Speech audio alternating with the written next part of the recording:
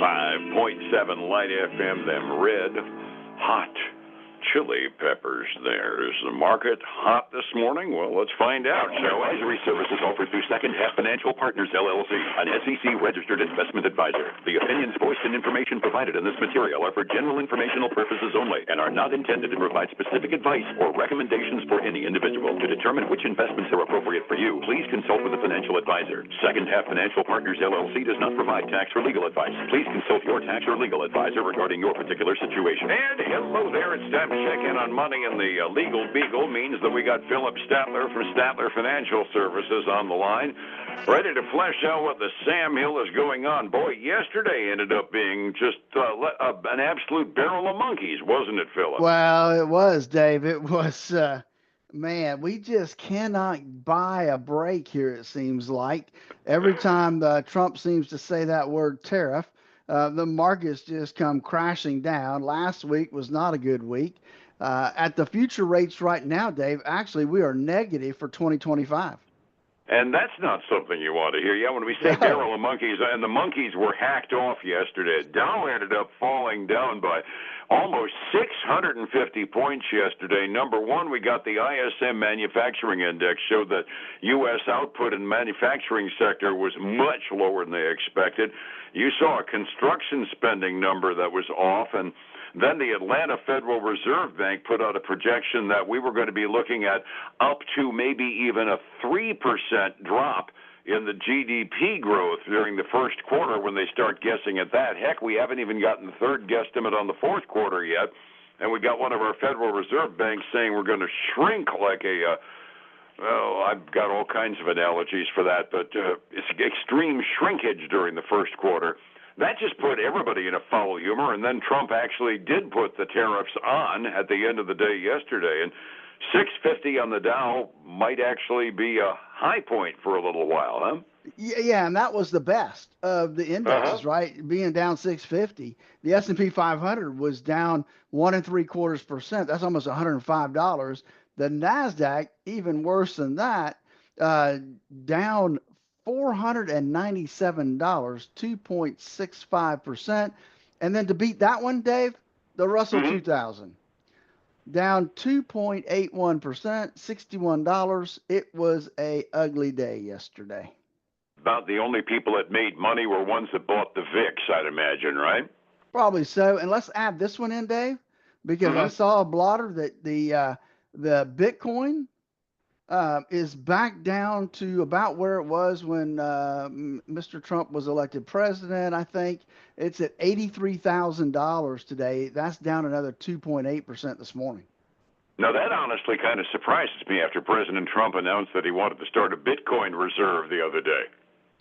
Yeah, but something I read, I saw a headline, I didn't get a chance to really dive down, something about, he's reversing that announcement or something. I didn't, like I said, I just saw a headline real quick as I was trying to get ready this morning, and or maybe it's just they're upset about him doing that. I don't know, but there's some turbulence because of that.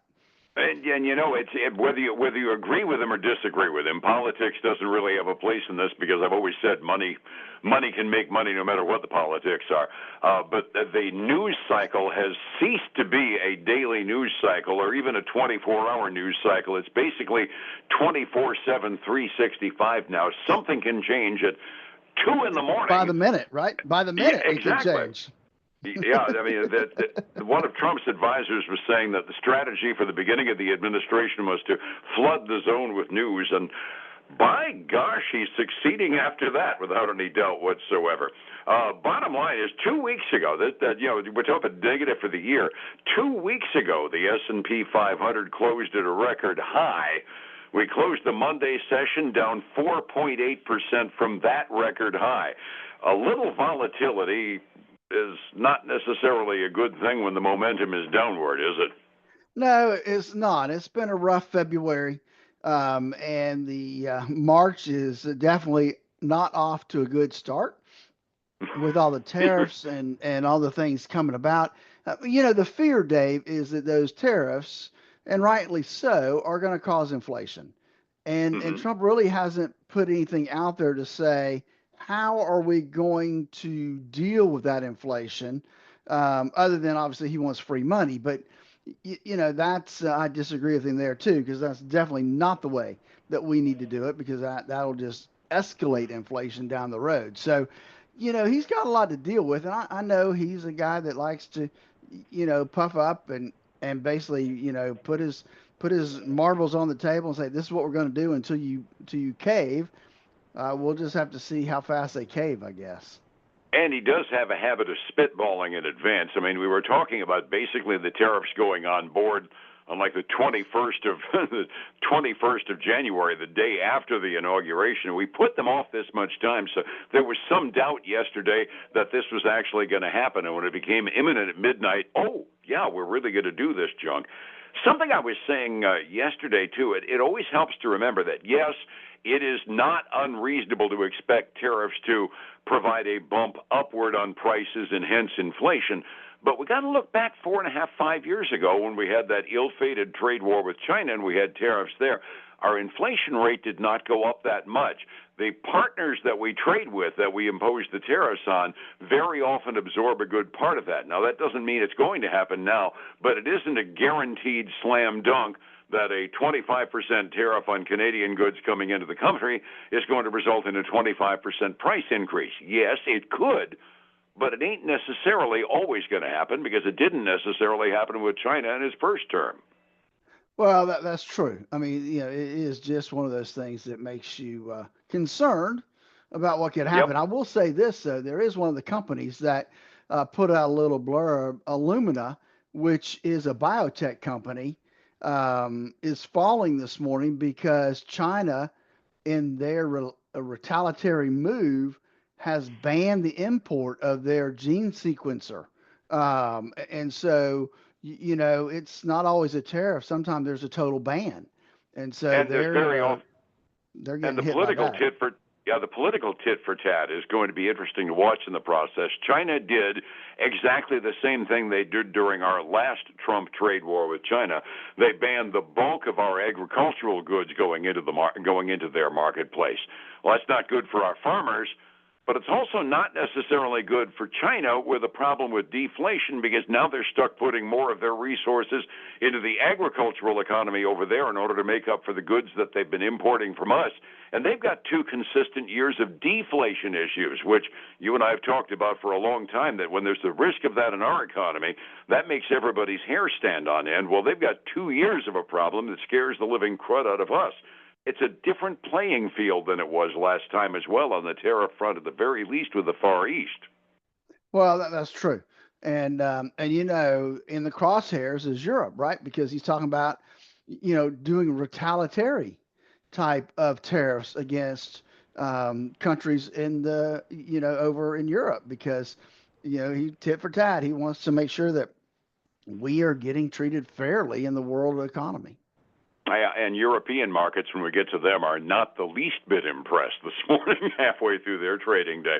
Oh, by the way, before we went on the air, you were razzing me about what was wrong with NVIDIA, and I was having fun with them at the end of the week last week because even though they beat all the street estimates and really kicked butt, they still ended up trading downward.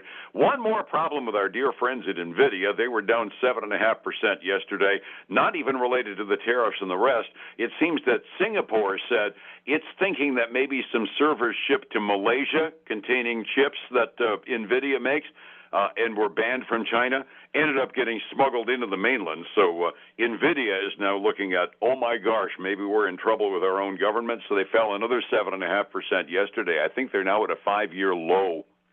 Yeah, it's not good. I think I saw where Nvidia is back to the price it was in September, in terms of that. But it's not good. It's been an ugly time, and hopefully we can find some bottoms and start bouncing back up. One would hope.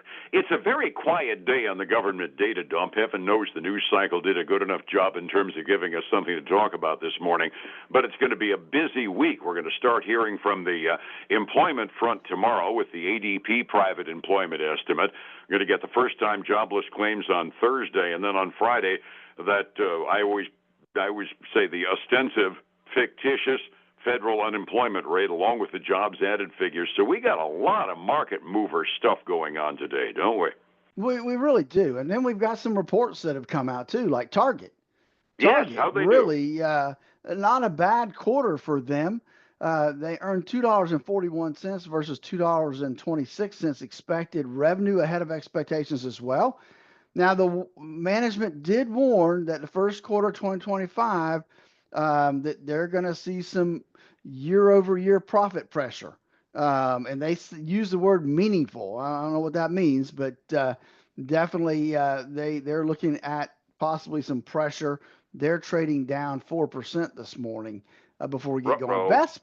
Best Buy came out, and they had a pretty decent quarter as well, beat on earnings and on revenue. Now, they did say that the tariffs very well are going to put some pressure on pricing. And so that's going to maybe hurt them this next quarter. They're down 3.75% this morning. So everybody's looking at those tariffs and really thinking, okay, it's going to be a tough quarter. But you look at them saying pressure on pricing. That kind of gives again a little bit of that model. Don't get me wrong, I don't like tariffs, but it does imply these guys are planning on absorbing a good portion of it. The manufacturer on the input side and the retailer on the output side. It ain't going to help them one bit when they get to the first quarter reports. But at the same time, it kind of allays some of my fears that we're going to see that 25% in, 25% out thing that all of the press is talking about. Well, yeah, I mean that number sounds big, but you're right. Everybody's gonna eat it, but it's going to affect corporate revenue and corporate profits. Exactly. Profit's going to be down in retail. That's almost a guarantee. If you sell a lot of junk from China, you're going to have a skinnier profit margin because the consumer's not going to put up with a 10% price increase, are they? No, not when it's that. They'll look to see what they can buy at home, even though home prices may be higher than over there. They may not be high enough. Absolutely. Resetting the table, kind of a bloodbath yesterday in advance of the tariffs announcement. I'm looking at pretty much downward slopes all night as far as the futures are concerned, although they don't look quite as bad as yesterday's close. 45 minutes before we open, what are we looking at? Thankfully, they don't look as bad as yesterday's close, Dave. We've got the Dow down almost 1/3% this morning. That's $29. S&P 500 is down a little over 0.6. That's $38, and the Nasdaq 100 down 0.7, almost $145. And then the big down today is still the Russell 2000 down another 1.1%, or about $23. So, obviously the VIX is heading up, one of the higher numbers we've seen in a while. So, a lot of red ink out there. Even on the other side, silver is eking up just a little bit, up about 1/4%. Gold's taking a big jump this morning, though, I guess, on the tariff fear, up almost 1.1%, trying to get back to 3,000s at $2,932 an ounce right now. And then crude oil. I noticed gas prices heading down, so I knew crude oil had to be falling, down 1.25% to $67.51 a barrel right now. I got to assume that dive is based on an expectation that because we're not trading as much, we're not expecting to trade as much, we're going to have an oil glut on this side of the pond. That's the only guess I can think of as to why the futures traders tanked the price of oil overnight. But I'll take the expectation on the short term. I will too, definitely. Looking across the pond, the Asian Rim market was not happy overall. Curiously, the mainland Chinese markets were up fractionally, but almost everybody else was off precipitously on the Asian Rim this morning at the close. Europe is unimpressed by our tariff policy. The average European market is down by about 1.5% to maybe 1.75% halfway through their trading day today over on that side of the Atlantic. So nobody's impressed so far financially. Somebody want to look at their financial future and plan a retirement? Well, all of a sudden your plans may need to change if you're doing it on a day-to-day basis. How do I find you to get that day-to-day out of my retirement planning? Absolutely, Dave. And give us a call at 863-382-0037, because that's why I developed the core retirement design, to make sure the risk they have in their portfolio lines up with where it should be. And then join us this weekend for the Statler Financial Radio Show, 6 a.m. and noon on Saturday, 10 a.m. Sunday morning on Highlands News Talk, 7:30 a.m. and 95.3 FM. And us together tomorrow again, about the same time on Light. Find out what's likely to affect our money tomorrow. I'll see you then. All right, buddy. Have a great day. Thank you. It's 105.7 Light FM and Statler Financial Services. Phillip Statler. Hey, folks, again, I want to thank you for joining us today. Hope your week's off to a good start. We'll talk to you again tomorrow. Bye now.